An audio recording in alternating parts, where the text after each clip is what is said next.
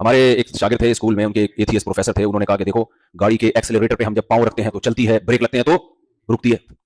20 دفعہ آپ سن چکے ہوں گے شاید، جو پرانے لوگ ہیں نا جو بیان سنتے رہتے ہیں میرا، کوئی بات نہیں، آج 21ویں دفعہ سن لیں، کوئی فرق نہیں پڑتا اس سے.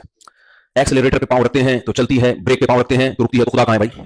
خدا کو تو میں جب مانوں گا جب ایکسلریٹر پہ پاؤں رکھو تو رکے، بریک پہ پاؤں رکھو تو چلے. پھر مانوں گا کوئی طاقت ہے کہ جو کچھ ہونے نہیں دے رہی، جہاں اسباب فیل ہو رہے ہیں، مانوں گا تب میں نے کہا آپ کے جو پروفیسر صاحب ہیں نا، ان کی کھوپڑی ہو گئی ہے خراب، وہ صحیح طرح سے غور کر نہیں رہے اس ایکسلریٹر اور بریک والی مثال میں. تبھی تو قرآن کہتا ہے ڈیپتھ میں جا کے غور کرو. سرسری غور کا حکم نہیں دیتا قرآن ہمیں کائنات میں. قرآن کہتا ہے ان چیزوں میں گہرائی میں جا کے غور کرو. میں نے کہا گہرائی میں جا کے غور کرتے تو کہتے گاڑی اگر رکی ہوئی ہو تو اسے رکی ہوئی کنڈیشن سے چلتی ہوئی کنڈیشن میں چینج کرنے کے لیے ایکسلریٹر جیسے چینجر کی ضرورت ہے.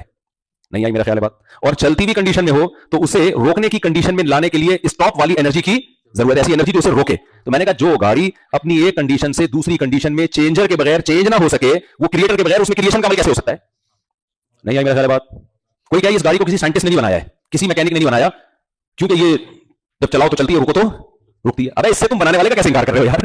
اس سے تو اور ثابت ہوتا ہے یہ ایک حالت سے دوسری حالت میں تبدیل ہونے کے لیے کسی مبدل کی محتاج ہے. تو پیدا ہونے میں تو یقیناً کسی سائنٹسٹ کی محتاج ہے نا، تبھی ہم کہتے ہیں یہ فلاں کمپنی نے بنایا، یہ فلاں میکینک نے یا انجینئر نے بنائی یہ چیز. تو میں نے کہا جو اس کو بنانے والا سائنٹسٹ ہے وہ اس گاڑی سے زیادہ عجیب ہے یا نہیں ہے؟ نہیں آئی میرا خیال ہے بات؟ وہ اس گاڑی سے زیادہ عجیب ہے یا نہیں ہے؟ یہ عجیب بات ہے. یہ گاڑی اپنے بننے میں انسان کی محتاج، اور انسان دھماکے سے وجود میں آ گیا. میں نے کہا بھائی پھینکنے پر گورنمنٹ کی طرف سے کوئی پابندی بولو نہیں، پھینکتے رہو بیٹھ. اللہ نہیں چھوڑے گا، یہ بتا دوں میں. نمبر آپ کے آ جائیں گے 100/100 نمبر آ جائیں گے، اللہ نہیں چھوڑے گا. اللہ کہے گا یہ کیسے ہو گیا؟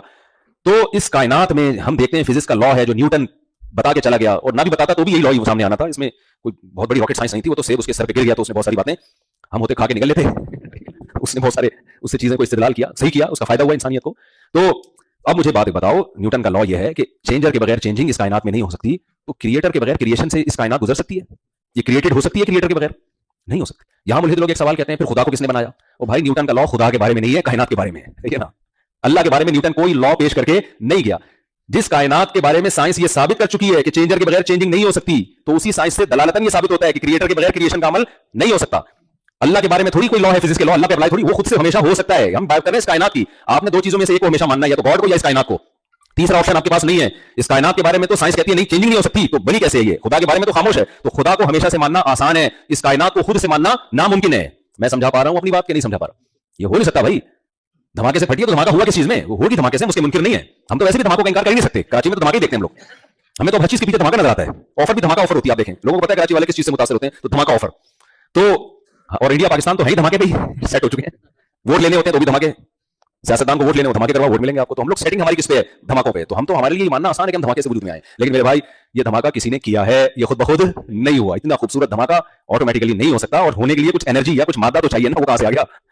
وہ کہاں سے آ گیا؟ یہ جتنے بھی لوگ جو خدا کے منکر ہیں نا، یہ زیرو سے بات کبھی شروع نہیں کرتے.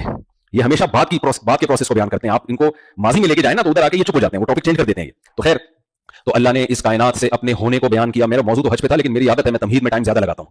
تمہید میں ٹائم زیادہ کیا کہ بیس ہی مضبوط نہیں ہوگی تو آگے حج تو سمجھ میں آئے گا نہیں.